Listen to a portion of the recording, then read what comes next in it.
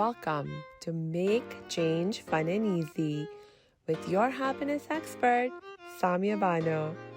This is the podcast to help change makers, coaches, trainers, and healers break your chains of fear so you can create the impact and income you desire with fun and ease.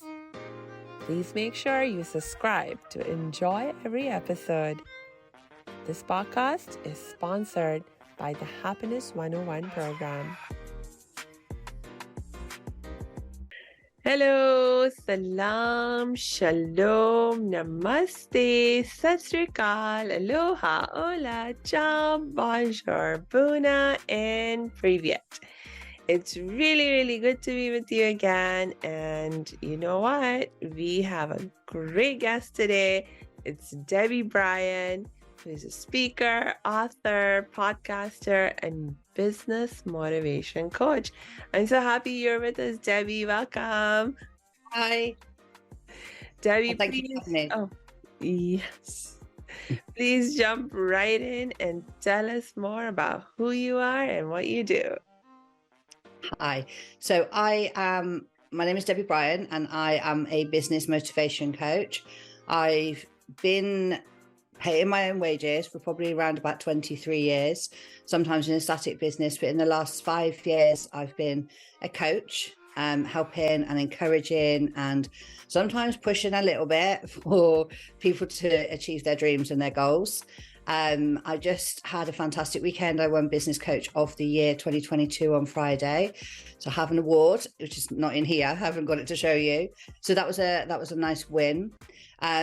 I primarily help business owners who are a little bit stuck, a little bit jaded, a little bit lost their way and don't really know how to do it. You know, we all start a business to follow our dream, to, do something that you can't not do. And then, a year or 2 years down the line, suddenly you can't remember why you're doing what you're doing and you can't wait until Friday and you're wishing for the weekend. And so I see that in a lot of business owners that just get a little bit lost in the day-to-day, and we try and bring that magic back in and that passion back into the business to make it enjoyable and get results and, just give you back that adventure that you wanted in the first place. So that's my first thing. And then as a small little side challenge, I have just cycled around India for 360 kilometers, taking my own ethos of things that I can and can't do. I challenged myself quite a lot to do the bike ride. So yeah, I've had a bit of a interesting couple of months with the award and the bike ride. That is so amazing. That is so amazing. And it tells me something about the spirit of you. Oh my gosh, that's so amazing. And I just love when I was reading your profile, one of the very first things that jumped right out at me is how you put right up front how you help put joy and passion back into other people, like the people that you coach, into the businesses. Into their businesses. And of course, we are at this show so interested in that. We're so interested in that. So tell me, so you mentioned that one of the biggest problems that you see is the people losing that passion, that joy, because they just get so stuck in the day-to-day. Can you share some insights on why that happens? And then we can dig more deeply into what to do about that. Hey, thanks for tuning into this episode. Hope you're getting value out of it. For your information, this episode has been sponsored by the Happiness 101 program. Are you a change maker, coach, trainer, or healer? Are chains of fear holding you back from making the impact and income you desire? Using a unique combination of positive psychology and the spiritual wisdom of our most effective change makers, the Happiness 101 program helps you break through your limiting beliefs and manifest the abundance and success you desire with fun and ease. Interested? Book a free Happiness 101 exploration call with me, your happiness expert, Samia Bano. Just use my online calendar link in the show notes. Now back to the show. Yeah, so I think it happens so in the beginning, we all have a vision, we've all got this thing that is just, because at the end of the day, you when you're self-employed and you're an entrepreneur, you're a little bit of a nutcase, because you could just go and have a nice, safe job and come home at 5 o'clock every night and somebody else pays your money. But instead, we decide that we're going to do this thing that is just like keeps us awake at night, and you just start with that passion, and then reality comes in. Reality is that you're hustling every day, you're peddling, and my biggest thing for an entrepreneur is you're like a swan, you're beautiful on the outside and peddling really madly underneath. And I think most entrepreneurs are like that, but sometimes you get into the business, you may have had a bad month, you may have had a poor experience with the COVID, you may have had other things that change in your life, and all of a sudden you're just lost. Things maybe not going as well as they could have done, or you've made a bad decision, or you've lost a member of staff, or the market's changed. There's 100 reasons that sometimes it goes wrong. And most of the time, as entrepreneurs and as business owners, you just roll with it, adapt and change. But sometimes it's just not possible. It could be, it's a bit like a gym membership. I challenged myself to that bike ride because I wanted to be out of my comfort zone. Because that's my nature, is to do something. I'm very extreme in my reaction. So if I'm doing something, I'm doing it big. And sometimes you do that and sometimes you fail. I didn't on that particular one, but every day I thought I was going to fail. So for some people, when you fail, you get up and go, oh, okay, that was probably a wrong move. What do I do now? And for some people, they don't get back up, or they don't know how to get back up. And then they don't know what do I do now is, and they become paralyzed by this sense of, what if I fail again? What if it's wrong again? Or, not always wrong, but just what if it doesn't work out? And then, you're waking up. There's not a business owner in the world that can't relate to waking up at 3 o'clock in the morning, running through every scenario and going, oh my God, my business is keeping me awake at night, whether you're excited or not excited. So that's the people that I want to have. I've been there many times myself. We've had ups and downs in businesses. 12 years ago, if you'd talked to me now, I would have been the busiest person in the world. I had a hairdressing salon that I passionately loved. And 12 years ago, 31st of January, just come in with the day that I broke down in my car, smashed my leg up and could no longer be a hairdresser. So I had that experience, not immediately, but through the recovery. My experience was, you can't do this job. And it was a job that I loved. I was in a gym, at my own hair salon, and I couldn't do it because the prediction was to continue doing that would put me in a wheelchair.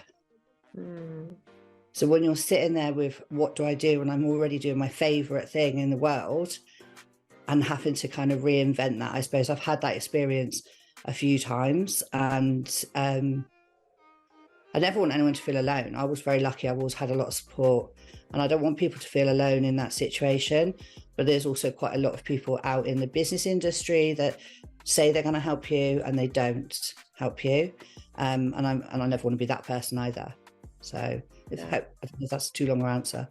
No, not at all. And thank you so much for sharing that part of your journey also. I think it helps to put in context for our listeners where you're coming from, and not to mention that there's just so much like you highlighted so many beautiful, amazing points over there, and so I'd love to dig in deeper with you now about this whole idea of, well, so if you're feeling stuck in that place, how do you begin to tap back into that joy and passion? So it is very much about going back to your why. It's very much of saying, why, what is it that you wanted to do? Looking at your values. I believe, like, if you're like, my core values would be, I I just did one, there's an exercise that I do with people to actually find out what your core values are. Now, most people will think their core values might be money, it might be success, or, success looks differently to everybody. My core values come out as joy, adventure, and mobility as being the things that were most important to me. I've lost my mobility, by breaking my leg. And I've sometimes lost the joy in my business. And so to know that those three things are really intrinsic into what I'm doing helps me to be able to plan what I'm going to do moving forward. Because if you're naturally in love with what you're doing, then you're going to do it much better, and you're going to do it happier. You're going to want to get on with your day. So what we do first of all is we look at the core values, and then we really look at what's the vision. So right at the moment, we are goal setting for 2023. I'm sure everybody is, but for my clients and for my team, we're saying, okay, what does 2022 has been very, very kind to me, and 2023 I've got some much bigger goals even than this year's goals, and so we identify what those goals are, and then we start looking at, okay, what's the markers that would make me understand that I've achieved my goals, and then we take it right back and start going, okay, so what do we need to do in week 1, day 1, month 1? We take away the chaos of just chucking yourself at something and make it very much more targeted. So we first of all make sure that the target is now still the target, that it is still what you want to do, because sometimes we discover that somebody's been doing something and actually the reason they're feeling so stuck is because that's not what they intended. That's not what they set out to do. Right. In the there's a saying, where you start is not where you finish. Sometimes as business owners, we get given so many fantastic opportunities that we end up going over here sideways. Our vision is there. We want to be there, but then this comes up and we think, oh, that's going to be amazing. Let's do that. And maybe somehow it's going to lead to over there. So we'll go sideways instead. And sometimes we go so sideways that over there you can't even see it anymore. Yeah. So it's about pulling that back and saying, okay, what is the vision? What is it that you want to achieve? What will make you so happy that it puts the joy and the passion back in your business? Establish that. Establish what actual evidence would confirm that. So in a year's time, for example, I want to put on events next year. I want to do my own events rather than go into people's events. So for me, I'll be looking at next year to say, okay, so I've managed to put on X amount of events. So then we go backwards from there to say, okay, so what does my event look like? What do I imagine it to look like? What people do I want there? What subjects do I want to cover? Do I want to be motivational? Do we want everyone standing up dancing, or do we want them doing an exercise?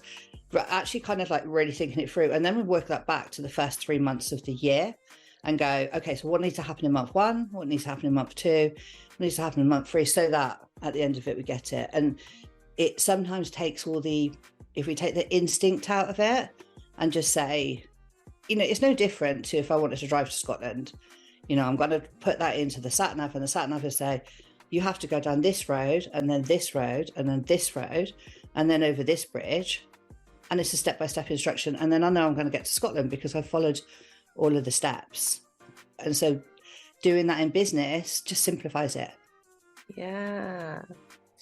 So, I love that you started by saying that, first of all, you have to get clear about your values.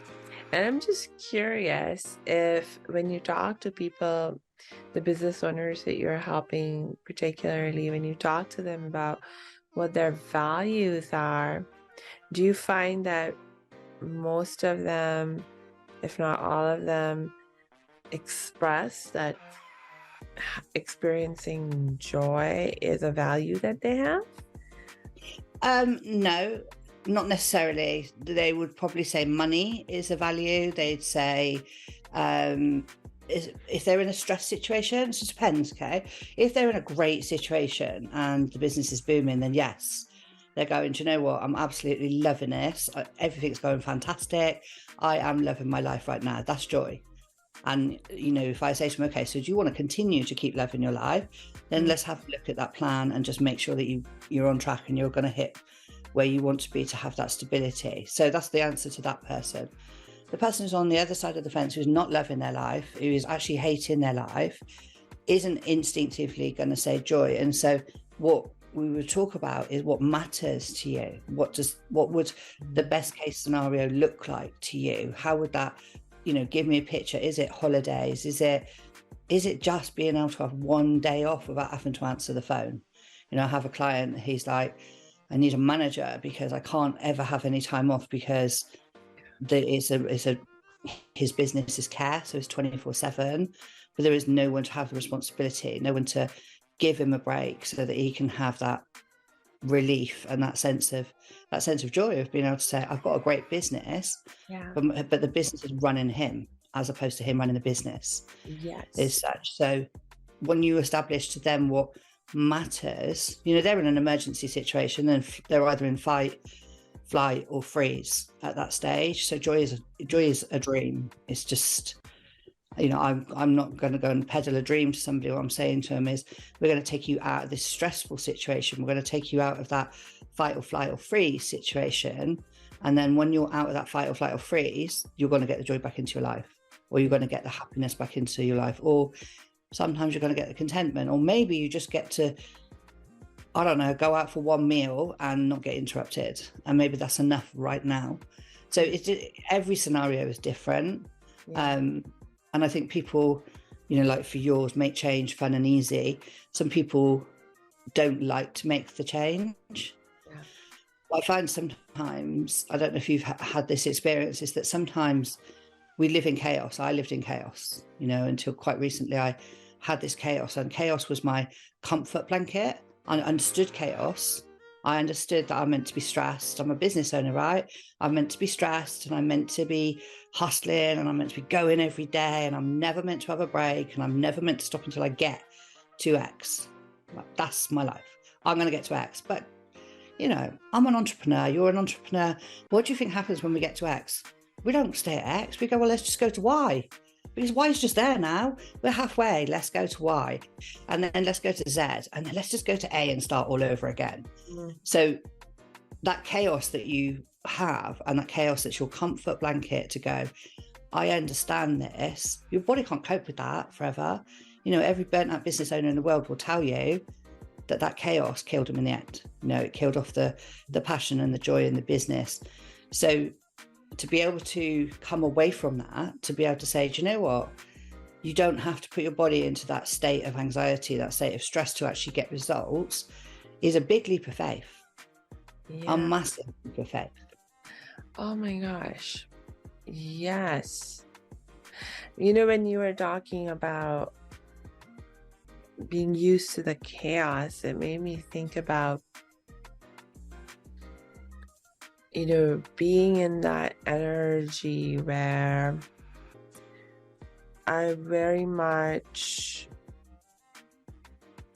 value being in control. And in some ways, when you're in the chaos, you can really, sort of put yourself in that energy of, I have to do this and I have to do that. In order to manage the chaos and handle the chaos. And in the doing of all of that, you feel a sense of, okay, I have some control, or I'm creating some sense of order and control in my life. And I know for me, that used to be really, really important.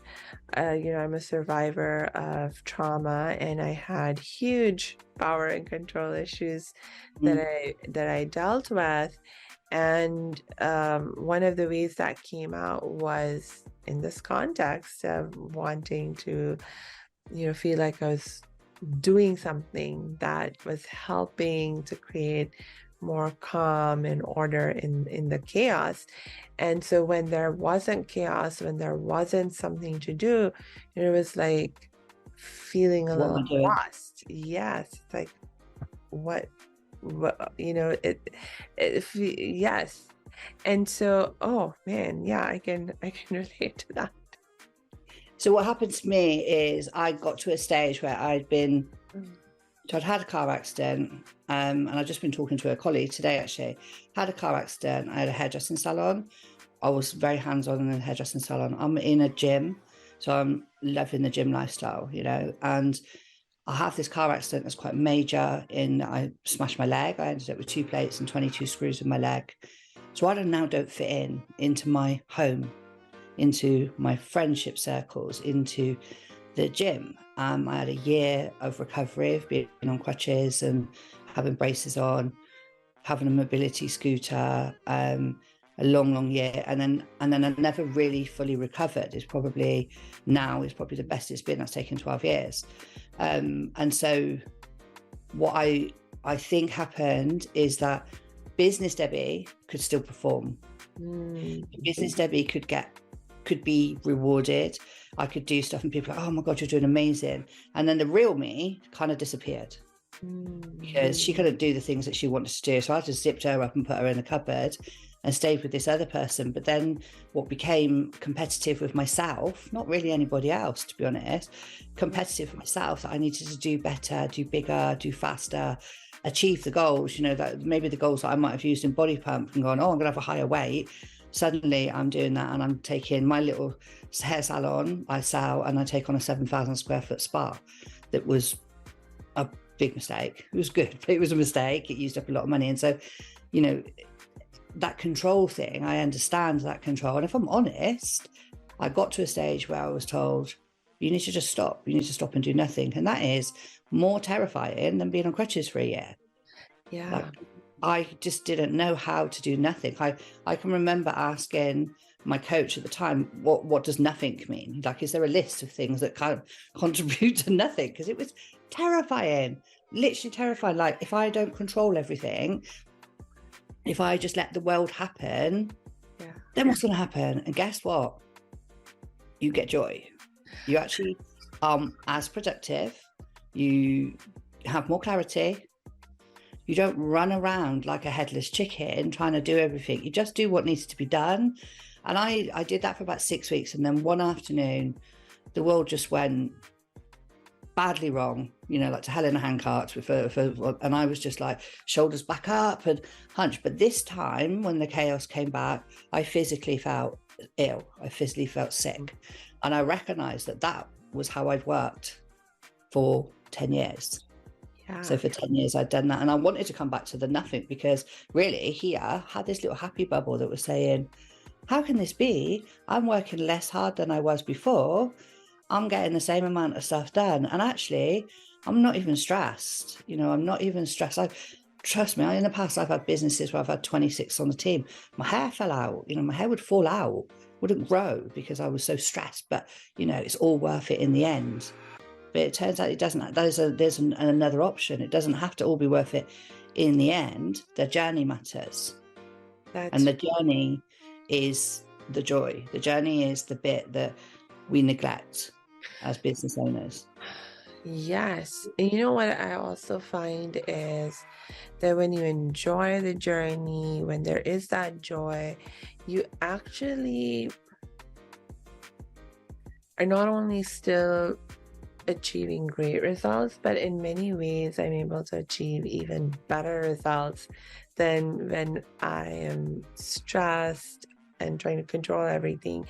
Because actually, so many times I realized, oh my gosh, I'm creating a bottleneck by trying to control this or that aspect of how things work, and it was just slowing everyone down and everything down. And so by being willing to let go of my need to be so much in control and trusting the people that I was working with to do what they were there to do well, you actually, it releases the bottleneck. Yes, releases the bottleneck. You work from flow. Oof. You work from, the thing is, if you were going to go for, I'm not a runner, I always wanted to be a runner, I'm never going to be a runner, not now. But if you were to run and you were having a great run, you were just, the sun's out, it's shiny, you've got a beautiful place that you're going through, you run and you're happy and it's an easier run, yeah? Sometimes you get out of bed in the morning and it's cold, like today, it's raining, it's miserable. You don't even have time for this run that you kind of going, right, I have to do, I've got to fit that in there, and then I've got to do this, and I've got to do that. And your mind's not even in the game. You'll begrudging that time, but you like, that's on my list, it has to do it.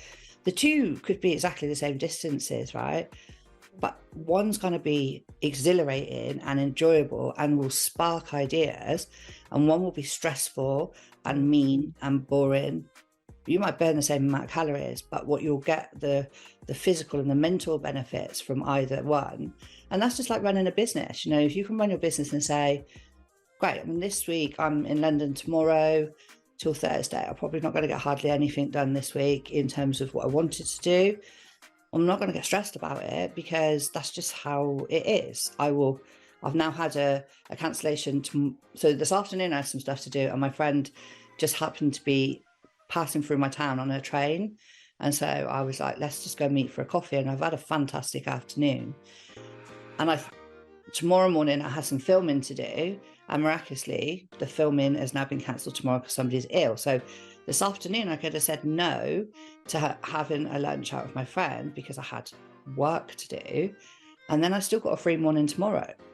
So sometimes I think you have to just go, okay, and we'll probably do some work together based on this afternoon. There'll be something that comes out of it for the events next year, because that's another thing, is that taking that time to kind of express where you are, what you're looking for, what you're wanting to do, your plans, putting your plans out loud in your head, they make them more real, they make them more visual.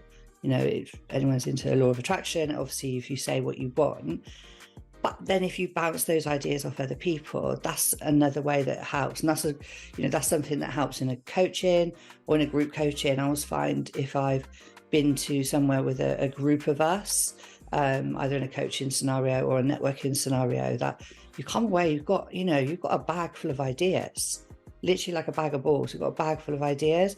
When you went in there, you might not have had any creativity or any spirit, or just, oh my God, I don't even want to go to this networking meeting. I don't have time. I've got to get to the gym. I've got shopping. I've got Christmas. It's a million lists, I could write it down my arm as such. But the reality is I could do my shopping online. I could do that while I'm sat watching TV tonight. I could do my shopping online. It'll still get delivered. I can get up an hour earlier tomorrow morning and just do, you could just find the time to do it. But when you don't have that passion, everything is a problem. When you don't have the joy, everything is a problem. You very much, everything becomes difficult. So because you perceive it to become difficult, you make it more difficult. Yes. Yes. And I think the people that you're working with, like as a business owner, whether it's other members of your team or the clients that you're serving, I think you pass on that energy to them. And, and so much of it, so many of us do work alone now. We do work in isolation. We started it in the lockdown, and there's still a huge amount where people haven't gone back to the offices, or people have given up their offices or their premises. And so it can, being in business is a lonely world. If you don't have connections, if you don't have a network, then things that aren't overwhelming can be overwhelming. I myself, obviously, I'm in business. None of my family, like my close family that live here, and none of my friends who I would socialise with here are in business. So they don't understand me. They don't understand why I would, I don't know, go to an awards ceremony on a Friday night. They don't understand why I just finished my master practitioner for NLP and why I do that every weekend when I already have a job. And I just kind of did it for fun, although it was life-changing. And then you walk into a room that have got business owners, and it's like they speak your language. Yes. Do you know what I mean? You actually go, oh, you understand me. I don't have to explain it. And it's that in itself is so powerful to get somebody who speaks. Don't get me wrong. I sometimes like that my friends don't understand what I do, because that's an off for me. Mm-hmm. One of the big learning curves for the bike ride that I referred to earlier on. So I recently went to India and spent 5 days cycling around India, which is madness because I'm not a cyclist, but I wanted to celebrate the fact that I'm not in a wheelchair. They said I would be in a wheelchair at 55, and I wanted to celebrate it. And a little bit, I suppose, is that Debbie that I put in the cupboard years ago. I wanted to see if I could get her back out again. And I did. I did actually. I spent a lot of time training for the bike ride. I spent a huge amount of time worrying. Oh my goodness, did I worry? Like in the mornings, I'd almost be catatonic with fear, where I just couldn't talk to anybody because I was so frightened I wasn't going to achieve my goal. I put the pressure on myself. No one else put that pressure, just me. But the surprising thing, I suppose, the big thing that I learned at the bike ride is, one, we did 4 rides a day. That's why I just think about that one ride and get to the end of that ride and then do the others. So chunking down something that was massive to me into bite-sized pieces. You know, you've heard the saying, how do you eat an elephant? One bite at a time. So that was my elephant. But the other was that they weren't business owners. So there's only 10 people and the crew, and they weren't business owners. So nobody talked about business for 10 days. I don't think this ever happened to me. Like, ever. Has it ever happened to you? I can't remember the last time that no one spoke about business for 10 days. It was quite, what's the word? I can't say it. Cathartic. I can't say it. It was very, it was a break for my brain. My brain just said, the job at hand is to pedal and to finish the day and then to finish the week without injuring myself. I still have a lot of damage on the knees. And so I was super, super focused. Yes. But I came back from that, oh my goodness, on a high. Yes. I could have flown on my own. Yes. I mean, I love that. You know, I think this is like another great example of like when you let go of the control. And sometimes that has to do with thinking less about the business. I didn't have any control of the trip. So, yeah. Yes. I was like, breakfast is this time, get on your bike. Yes. I'll tell you when we stop. And so that, you know, so there was a guy, there's a bus at the front. So it was a proper challenge. So that I was at the back, right? I was last every day. I cared not one jot that I was last. I was there to make the 5 days. It was 360 kilometers. I'm doing the 360 kilometers. I don't care if I'm an hour behind the other people. That was never part of my agenda. And I was very lucky that we had a guide that was happy. But, you know, I had no control. I didn't know what hotels we were staying in. I didn't know where we were going. I didn't know when we were stopping. Somebody else gave me some Haribo and some curry. We had curry 3 times a day. That I might like to be in control of, some different food. And it was just a case of just doing what needed to be done to achieve the goal. Yes. And that's where we're goal setting for next year. We want to break it down that easy to say, I just know that I need to, in order to get my financial goal for the year, I need to earn this a month. And that means I need to earn this per week. That means I need to have this income per day on average, obviously.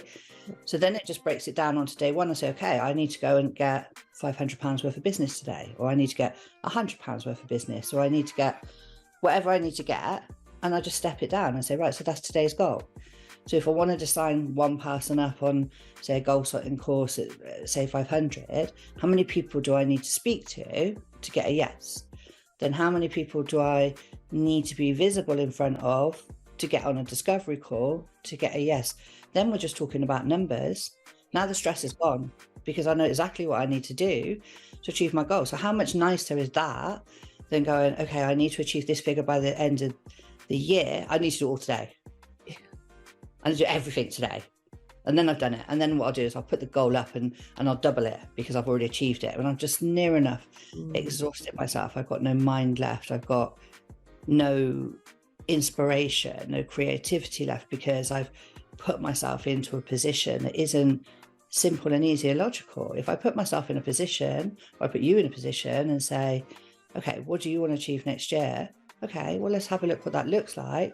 So what does that mean that you've got to do monthly? What does that mean you have to do weekly? What does that mean you have to do daily? Okay, so today, this is all you need to worry about. Yes, and I love that you highlighted also the idea of doing something that's bite-sized, that's simple and easy and achievable, because I think that was one of the biggest lessons that I learned from one of my coaches, and that has, really changed my life. That sometimes, the issue is that the goal that we set for ourselves is just not simple and easy and achievable for us. And so sometimes all you really need to do is to break things down to the even smaller bite-sized bits, until you are at that point where you're like, oh yeah, I can manage this, and it's simple and easy and achievable. And the beauty of that is that you still got control, because you set the vision, you set the goal. So you're in charge of that, and you're in charge of, it just comes back down to the numbers of how many people, I heard a wonderful story. I know most people don't like sales, but I heard a wonderful story about a lady who made 91 calls to get a yes. Okay. She made 91 calls, and on that 91 calls, she got a yes. Some people are going to go, oh my gosh, I had to make 91 calls. She just went, so I now know my number. I know every time I make 91 calls, I'm going to get a sale. So I just need to make another 91 calls and I'm going to get another sale. It's just amazing the difference that your mind can put. Some people would have given up, but she was just like, no, I just need to do that again. And the reality is now she's got a yes. That comes down the number because she's more confident, understands what the selling points were. And then it comes down a little bit more and a little bit more. And then maybe she's making 10 calls and getting a sale because she's worked it out, but she didn't give up. But yeah, I understand the wanting to be in control, because we all want to be in control. No one wants to jump out of a plane without a parachute, not really, unless there is no choice. But if you can jump out of that plane, or you can, it just goes back to that same thing. If I want to go to Scotland, I'm going to follow the instructions, because I've set my destination.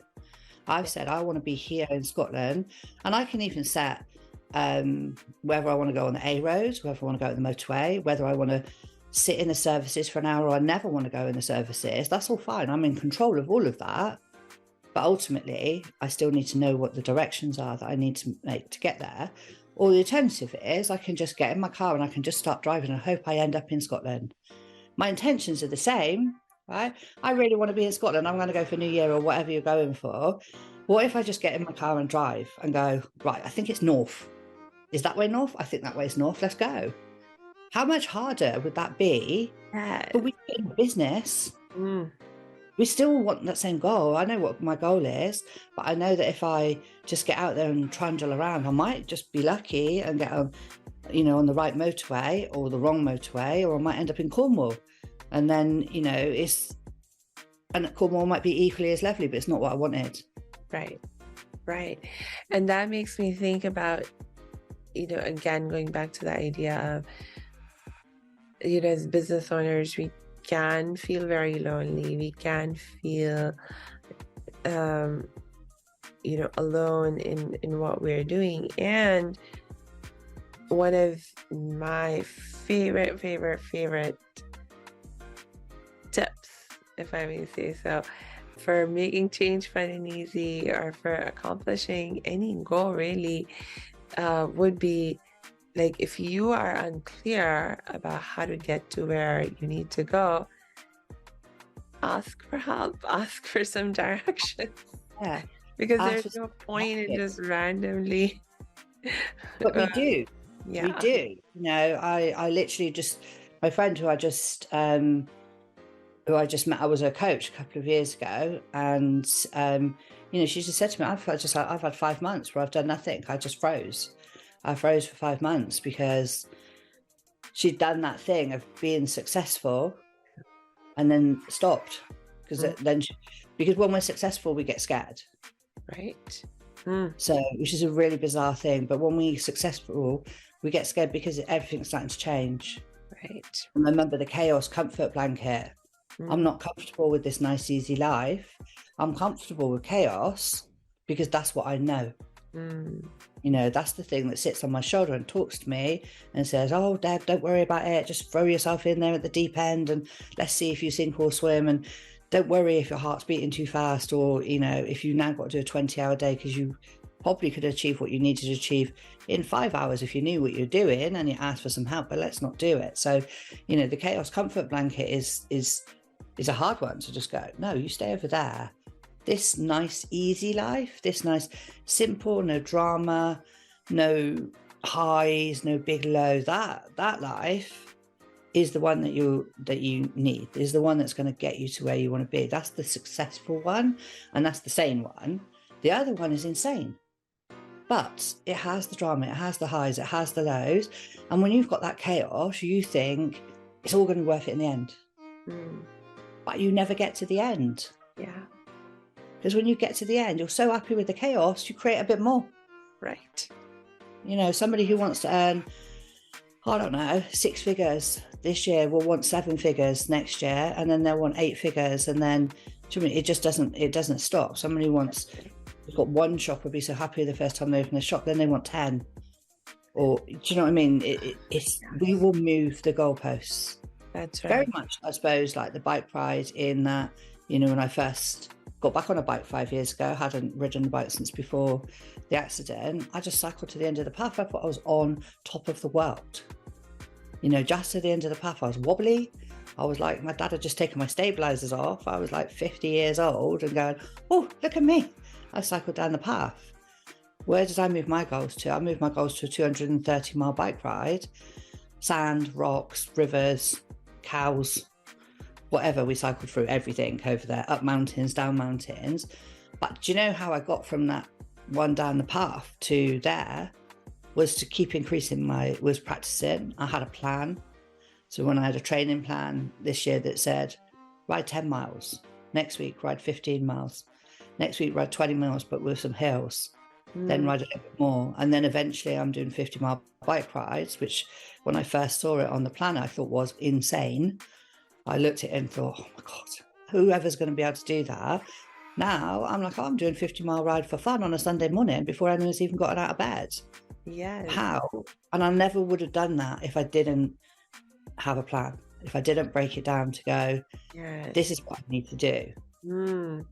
There's that. And also, you have a value for adventure. So this is not just a random plan that you came up with. Yeah. You came up with a plan that is in alignment with your values and with the vision that you have for your life.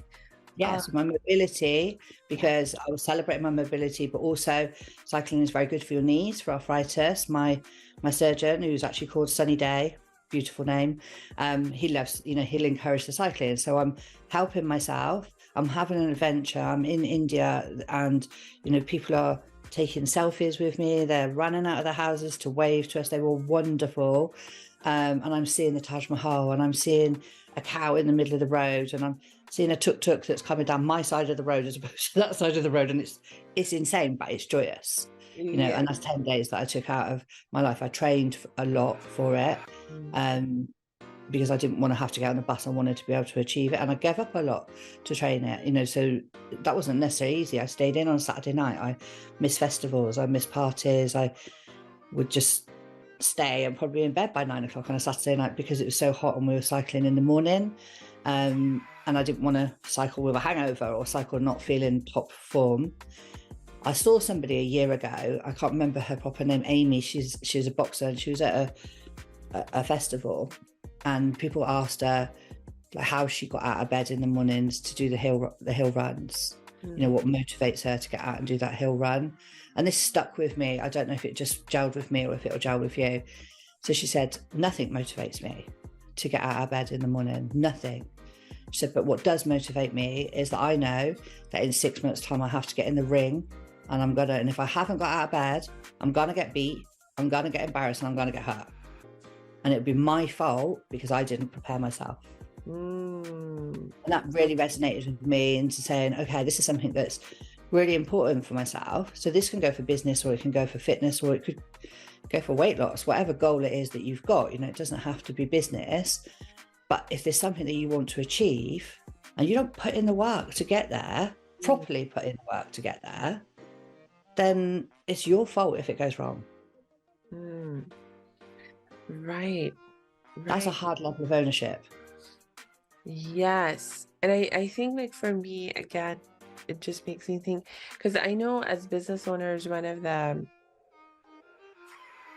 things where we can get stuck is that sometimes we are doing a lot of work, but it's not the right work, that in the sense that it's It's the not sideways. right, it's like you distract yourself, not even distract yourself. It's like uh like one of my coaches would be like, okay, Samia, take account of how you're spending your day, all the work time that you're spending in it. I was working good straight 8 to 10 hours a day very consistently. He's like, what are you actually doing in that time? And the thing is that especially like as a coach, trainer, healer, where, if it's like really part of me like loves to actually create trainings and create, be in that creative state. And Mm-hmm. that's good, that's fine, that's certainly needed.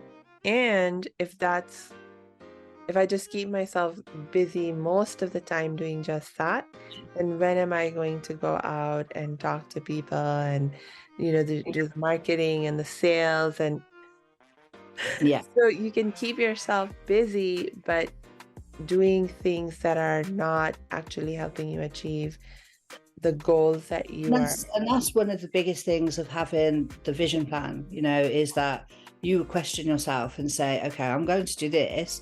So yes, I've done the trainings, but if I know today that I need to sell one course, okay, one training course. So if I know today that I need to sell a training course 5 days a week, I just need to do one sale a day. That's all I need to do. And then that compound effect is going to get me to results. Sorry, I just realized how dim my screen was. So I brightened it up. Better late than never. So if you understand what your goal for that day is, okay, what it is you need to achieve, when you're creating or when you're not talking to people, you would ask yourself, is this going to achieve my goal for the day? Yes. So you'd question that and say, is this taking me toward my goal or is it taking me away from my goal? Because if it's not taking you towards your goal, then you'd have to kind of sit down and say, do I really want to achieve that goal? What is it? What is this? And that's when it starts coming back to your beliefs and comes back to the mental blocks of, Yes. it could be an imposter thing that you want your training course to be absolutely perfect before you show it to anyone. So you trap yourself making it perfect, Right. There's two types of people. Someone who'll write a course and keep changing it, improving it, is never ever ready and no one ever sees it. Or the Yeah. person who sells the course before they've written it. There's usually those two people. So somebody who sells it and then says, right, and I need to write the course now because someone's interested. Because what you're doing, if you and you're smiling, so I'm guessing that is what you do, is you're only using your own opinion on whether it's any good or not. To get your proof of concept, you have to go and show it to somebody to say, look, does this work for you? And if they don't like it, how much better would it be for them to say, oh, it kind of works, but if it had this, then that would be perfect. Or if actually you could lose all of that because it doesn't really add any value and it's going to take me too long, but I love this part. So you maybe need to look at it a different way to say, let me just go and talk to somebody about my work. Let me go and talk to somebody and get some feedback on whether they'd be interested, and whether that would work for them, whether that would be a balance. And then you're not having that vulnerability of, no doesn't matter. When someone says no, it doesn't mean they say no. Someone says to me, I can't use that example. If someone said to most people, do you want dessert? And they say no. If you ask them again, they say yes. Because they go, oh, hang on, what is it? What have you got? That's the example, right? Dessert? No, dessert. You sure? What is dessert? Oh, it's apple pie or it's chocolate mousse. Oh, wow, do you know what? Chocolate mousse sounds good. Then they bought the chocolate mousse. The no was just processing. No? Yes. Not all. I mean, I do believe that no doesn't always mean no. It means ask someone else. But, that's processing. Sometimes that's just social processing of the question of, oh, it's going to be good this morning, but now you're talking to me. So from the point of view of if you know what your goal is for that day, and this is where the magic is of the goal setting, and it's something I didn't always used to do. I did wing it a lot. I'm not gonna lie. And that's when I was in the chaos. Yeah. But to come out of the chaos, I go, okay, I need to do this. So I need to get some feedback on my course to know whether it's a product that someone's interested in, or not a product that somebody's interested in. And then the next day you go, okay, so I didn't sell it today, but I need to just make these changes. And then I go back to that person and say, how about now? And they go, oh, that's amazing. That's perfect for me. And then you just ask them to recommend a friend, and then you've got your 2 sales on your 2 days, but you've got it with proper intention. You've got it with, and that, how much easier does that sound than the thought of going out there and having to sell 30 or fill up a, do you know, it's we make our goals so massive that they're almost unachievable. That's so right. Go, I've got to go and fill a venue, or I've got to fill a training course. No, what you've got to do is just go and get one person. And that maybe is means I've got to go and speak to 5 people, and I've got to get the attention of 15 people to get 5 people to want to talk to me, to get one person to say yes to me. So, okay, well, where do I go and find 15 people? And that's your day. And if you've achieved that, because that's your goal, and we've broke it down as simple as that, then how happy are you going to be? And that's change that's manageable. That's change that's flow. It's easier. It's not stressful. And then you just replicate that every day. You're going to get better and better. Right. And then next thing you know is you're like, I am nailing this. I've got this all day long. And your joy and your confidence and the fun is back in your business. Right. Oh, Debbie, I'm having so much fun talking to you, and we have to wrap up for today. And I just realized I rambled on. My gosh. And no, you weren't rambling at all. You were sharing so much amazing wisdom with us, and I thank you so much for that. Do you have any last thoughts you would like to share for right now? Well, thank you so much for inviting me on. I have loved it. I think it is just, for anybody who's feeling a little bit stuck, or resonates with anything that I've said, then please do get in touch. We have goal setting workshops in January, and they can be online as well, but they're super, super powerful. I guess my message is, don't live in the chaos. Don't stay in the chaos. However comforting you think it is so much better out of the chaos. And if you just do the small steps, they'll take you away from the chaos, and they'll take you to the joy, to the happiness. And as your avatar says, make change fun and easy. And the very last thing is, I slipped it in earlier, but it was quite quick. But how do you eat an elephant? One bite at a time. Right. I love that. Thank you so much, Debbie. I really appreciate that. And yes, to all of our listeners, I just want to remind you, please make sure to check the show notes, because we will drop Debbie's links in there so you can get in touch with her, get some help and support. And until we connect next time, I just wish you lots and lots of peace and love.